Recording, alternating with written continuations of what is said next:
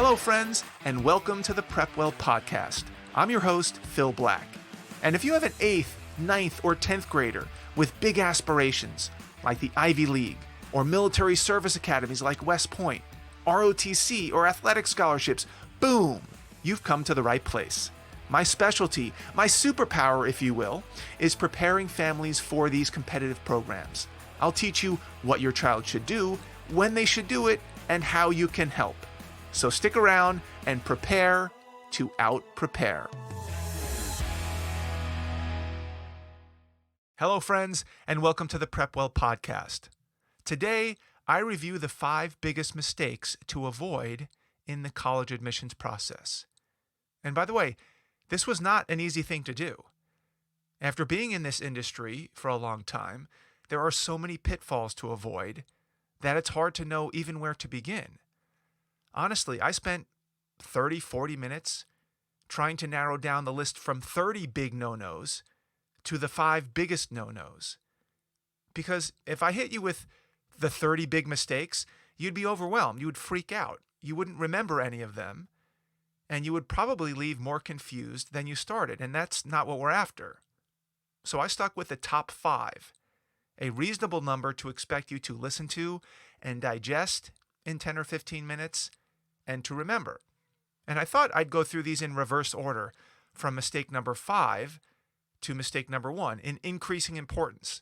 In other words, I'm leaving the biggest or the worst mistake, as it were, for last. Let's get started. The number 5 biggest mistake to avoid in the college admissions process: thinking that sports will save the day. And by that I mean thinking that because your child has had success in sports at a young age, maybe even extreme success, and because you've committed so much time and effort and energy and resources and social capital and weekends and summers to the sport for the past 6 or 7 years, that this will somehow magically translate into an athletic scholarship of some kind, with a meaningful financial win at the end of the road. This is especially common for parents with their first child, because they just don't know any better. And the reason that this is on the list of biggest mistakes is because, number 1, it's often not true, both the scholarship and the financial return on investment. And 2, if left unchecked, a child, and a family's, by the way, continued blind devotion to the sport, often with no attachment to reality, will often crowd out a lot of other potentially better uses of time during high school than sports, and more sports. And when it finally dawns on the family that the child does not have a future in college sports, let alone a scholarship, it can be very disorienting. This normally happens sometime in the beginning of 11th grade. And by then, unfortunately, it's too late to go back and experience other parts of high school, whether academic or social or student government or other extracurriculars, summer work experience. It's over.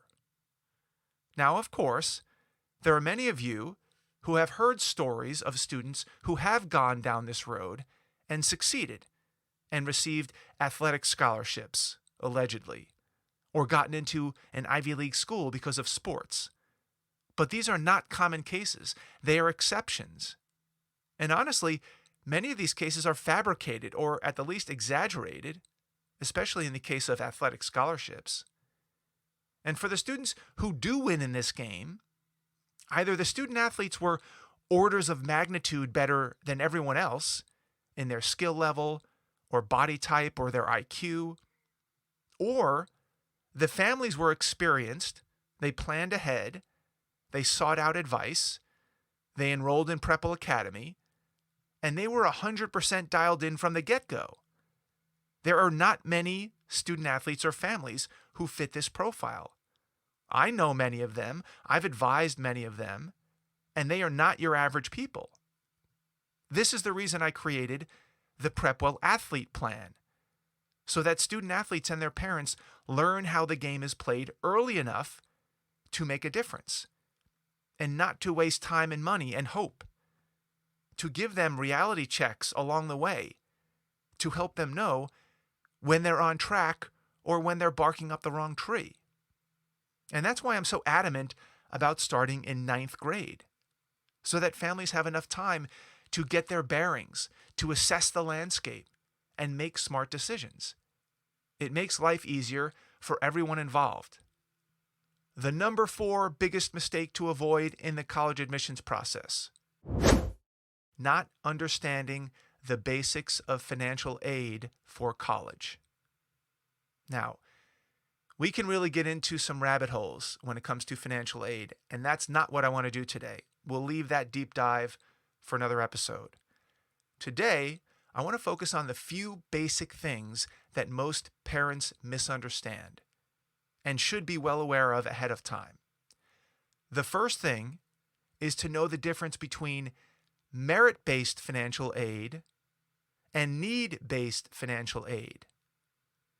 Merit-based financial aid versus need-based financial aid. These terms are thrown around a lot with a lot of jargon, and sometimes it's hard to really understand the difference between the two. Sometimes they just seem to blend together. Well, I'm going to walk us through these two terms slowly so that you can really capture what they mean and how they might apply in your situation. Let's start with need-based financial aid. Need-based financial aid refers to aid given to families who, theoretically, need it. Well, what does that mean? Can't I just raise my hand and say that I need it? No, I wish it was that easy.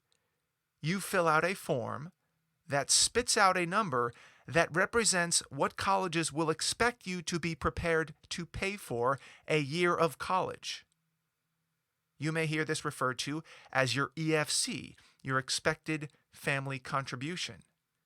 Your EFC, that number that gets spit out after you put your own income information and asset information in, your EFC could be $5,000 a year, $17,000, $80,000, $110,000 a year.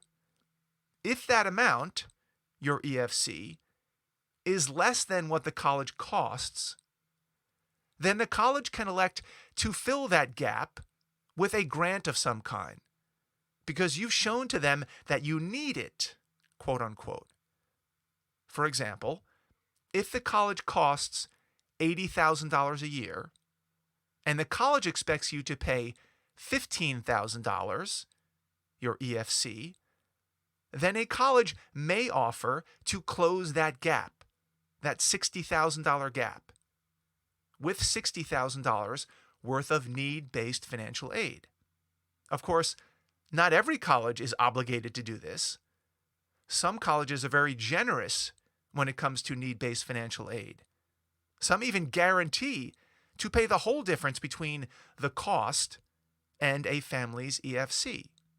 And some, many, are not as generous because they can't afford it. So the amount of need-based financial aid given to families is usually a function of the family's EFC, what they're expected to pay, and the school's willingness or ability to meet any shortfall between the family's EFC and the total cost of attendance. Okay, have we got that? Are you tracking with me? I know there's a lot of acronyms and long words, so I tried to break it down slowly and in plain language. And the beauty of the podcast is you can rewind and listen to this a few times and let it digest. It's not particularly hard to understand, but it can get jargony.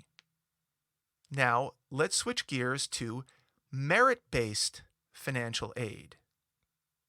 If your family makes a lot of money, more specifically, if your family earns a lot of current income, you will likely not be eligible for need-based financial aid because, again, in theory, you don't need it. Now, of course, we can quibble about what that threshold number is and whether breaching that number really means that you can afford an $80,000 a year college bill. Fact check false, but that's a topic for a different day. If you have two working parents, it's likely that need-based financial aid is off the table. These families need to set their sights on merit-based financial aid opportunities. Merit-based aid is based on typically, one, how well your child performs academically, more specifically, their SAT or ACT score, and two, what type of merit-based aid, if any, the colleges you are considering will offer. Because not every college offers merit-based financial aid. There are other factors, but these are the biggies. So, if you make too much money to be eligible for need-based financial aid, it's time to start studying for the SAT and ACT and targeting schools that offer generous merit-based scholarships for high standardized test scores. And these are things that you can easily look up online. And no, Ivy League schools do not fall into this category. Ivy League schools do not offer merit-based scholarships, or athletic-based scholarships for that matter. Everybody that applies to Ivy League schools already has, in most cases, off-the-charts SAT and ACT scores. They don't need, the Ivy League schools don't need to entice high-performing candidates with merit scholarship awards. It's the schools just below the Ivies who want to look more Ivy-like, who are willing to pay good money to entice a student with a 1580 SAT to go to their school. That's where your leverage is.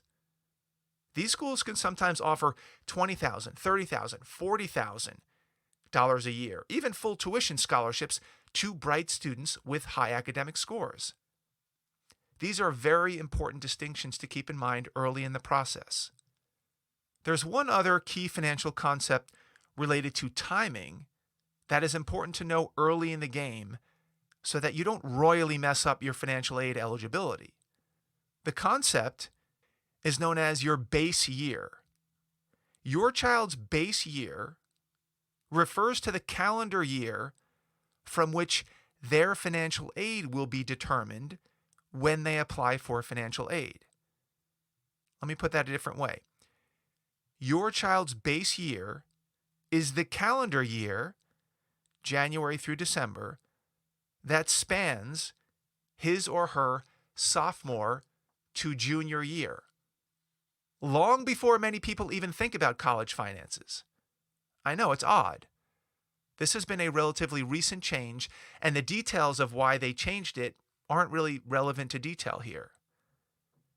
The year that is considered when determining financial aid happens well before your child applies to college and when you apply for financial aid, which is typically at the earliest October of their senior year.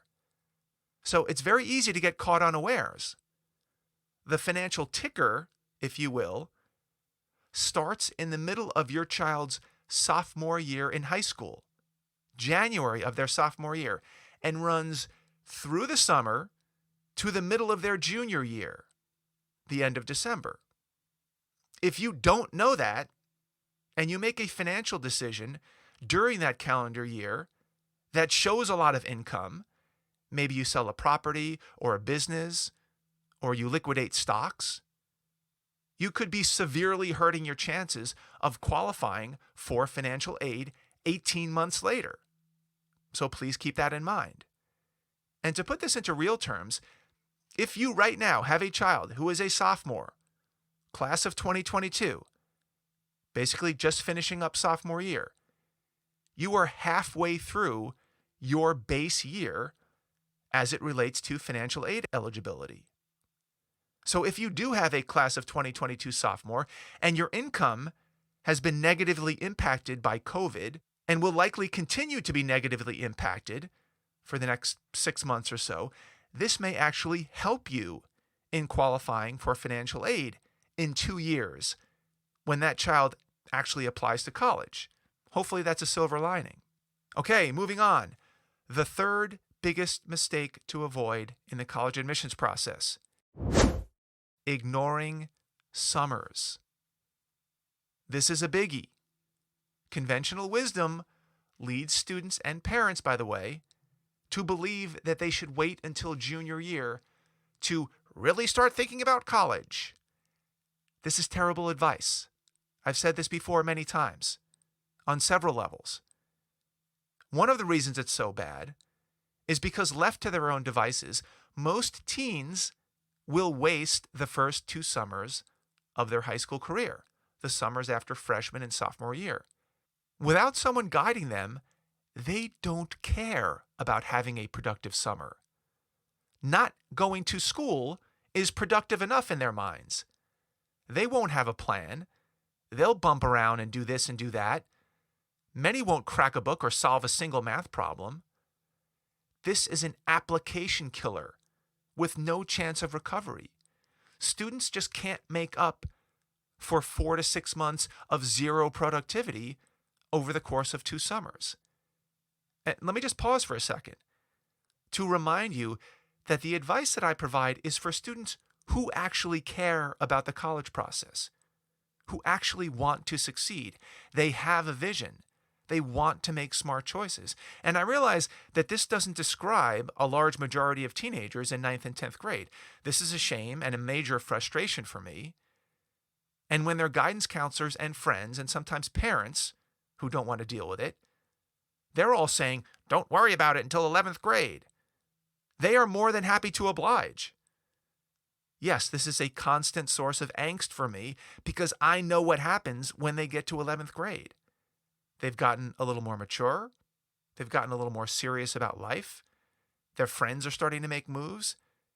And all of a sudden, they're surprised, to put it lightly, at how far behind they are, especially compared to PrepWellers. And they wonder why no one ever told them how important summers were, for instance. Think about it. There's very little time during the school year to do anything but schoolwork. Yes, maybe a sport or an extracurricular or two or a club. That's about it, especially if you're taking advanced classes. The summer, on the other hand, is a blank slate in most cases. The summer is where you make your money on your college applications. That's where you show your initiative, your resourcefulness, creativity, hustle. That's where you show the colleges what you care about. Because what you spend your time on is what you care about. If you spend 6 to 7 hours a day playing Call of Duty, then that's what you care about. And that, by the way, is what you're going to get good at. So my advice is to try to convince your child to pay attention to every summer in their high school career. Or enroll in PrepWell Academy and let me do this. I suggest that students sit down with their parents during freshman year and map out their summer plans for the next 3 summers. What's on the menu and for which summers? Sports camps, travel, academics, volunteering, work, reading, writing, math, music, internships, whatever it might be. Be intentional about this. Obviously, when you're younger, it's tougher to get a job or an internship. That's okay. There are plenty of other things to do in the early years. You have to put a plan together. If you just wing it, you could be sacrificing an incredible opportunity. Okay, let's move on to the second biggest mistake to avoid in the college admissions process. Deprioritizing the SAT and ACT. COVID-19 has really created a false belief that the SAT and ACT scores are becoming less and less important. Yes, the UC system, University of California school system, recently announced that it will move away from requiring either of these 2 tests over the next few years. In fact, they claim that by 2025, they may reach a total phase out of any tests, or they may build their own test. And of course, this year specifically with COVID-19, the whole UC system has gone test optional, meaning that submitting an SAT or ACT score is no longer required, and many other colleges are following suit, particularly for the next year or so. But this should not be a complete mindset change in terms of the value of the SAT or ACT score. Don't fall into the trap. The problem is that students think that this is somehow good news for them. They think they're getting away with something. They think this means that they get a pass and they don't have to worry about these tests anymore. They are wrong. Yes, I understand that teenagers don't like the idea of studying for months and months for a high stakes and high stress test. Who would? And anything that would take that test off their plates sounds on the surface to be a good thing. In the end, that is a bad attitude to take. Standardized test scores, for good or for bad, provide a filtering system for students and schools. Not into good and bad necessarily, but into groupings.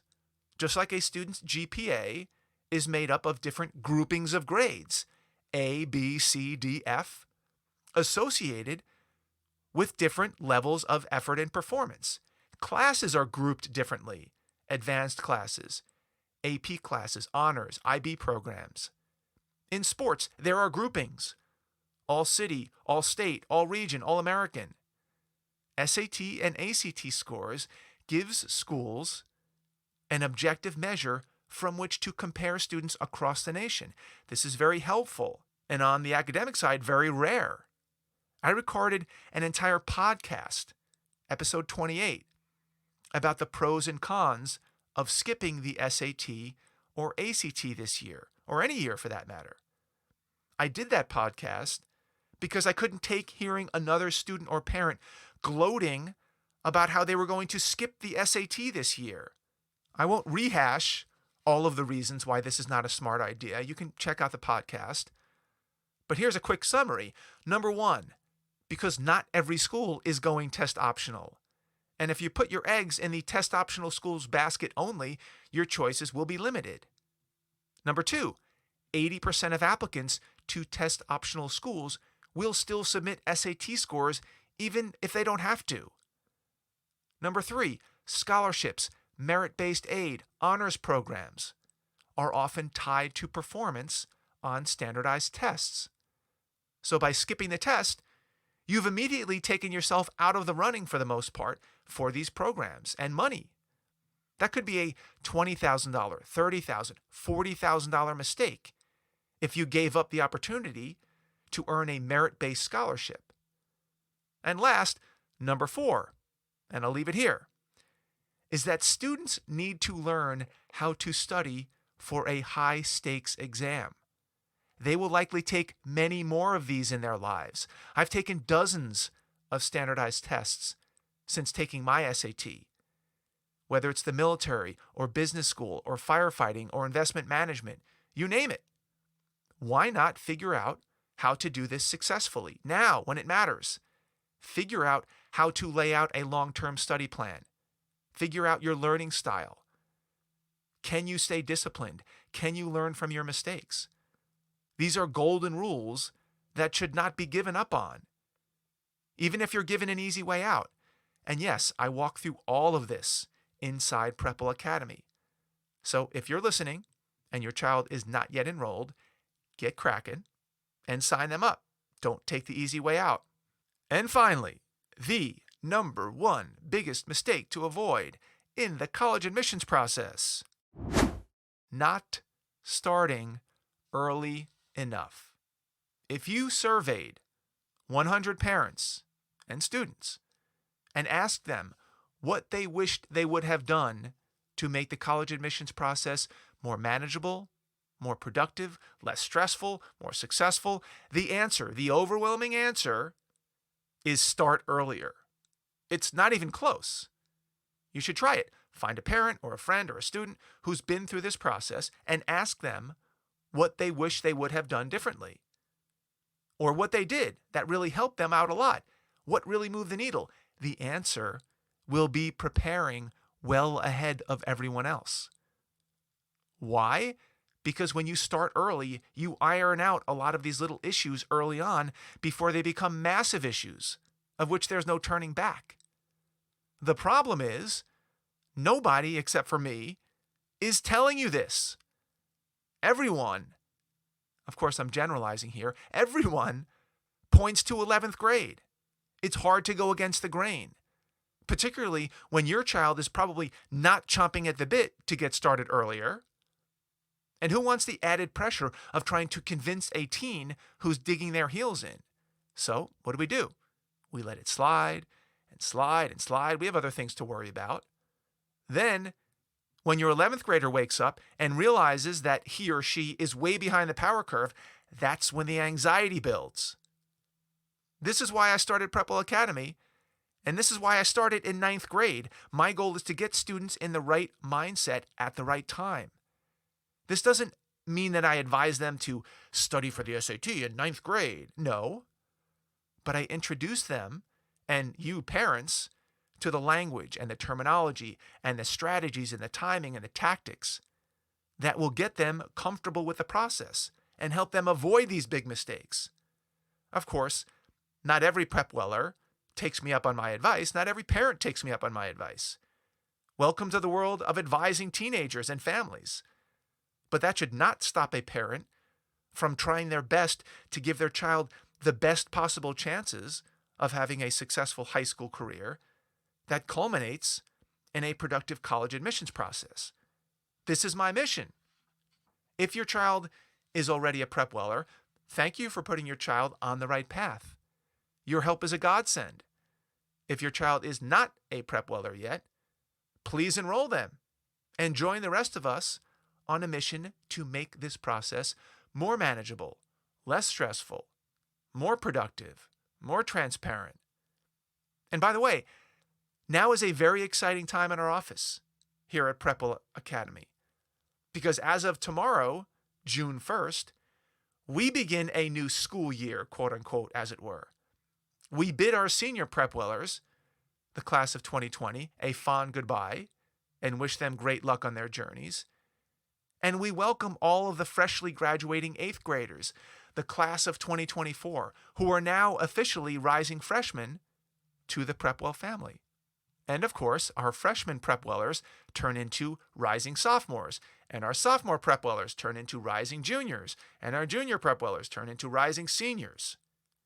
Congratulations to everyone, and thank you for making PrepWell Academy a part of your lives. That's all I've got for you today, folks. Thank you for tuning in. Thank you for the continued support. If you do know a parent with an 8th grader, 9th grader, 10th grader in high school that might find this message helpful, please share this episode with them. You can do that by finding that small box with a tiny arrow that points up. That's what we call the share button. Click that share button, text your friends the link to this episode, maybe put a little personal note in there from you, recommending that they should give a listen. If you do have questions, comments, maybe have an idea for an upcoming episode, please reach out to me by email, DM me on Instagram, PrepWell_Academy. Check out my blog or Facebook or LinkedIn profiles. I would love to hear from you. Until next week, goodbye, good luck, and never stop preparing.